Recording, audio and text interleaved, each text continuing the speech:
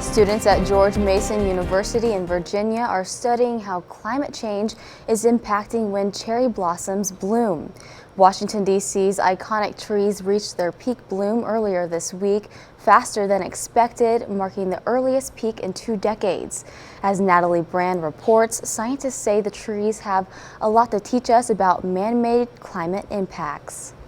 Washington, D.C.'s earlier than expected cherry blossom season surprised just about everyone, even the experts. And it looks like the common theme was that temperature was important. George Mason University statistics professor Jonathan Auerbach and his students used math and modeling to predict cherry blossom peak. My model told me that the day would be March 22nd. It's part of an international competition, but one with a serious warning.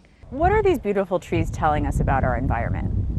They're telling us that our environment is at risk because of warming climates. Students are also studying trees in Japan and Canada, where forestry professor Elizabeth Wolkovich calls the early bloom a wake-up call. These spring advances are connected to sea level rise, heat waves more extreme heat waves, more frequent heat waves, bigger droughts, bigger wildfires, and a lot of the impacts that are really hard for us to deal with. I think biologists and statisticians are worried that there may be a time where cherry trees don't bloom anymore. A worst-case scenario these students are now trying to prevent. It definitely emphasizes an importance on that something needs to change. As we're students, we're kind of the next generation of we can make things change. Konstantin Jumit says action is needed now to save these iconic trees in the future.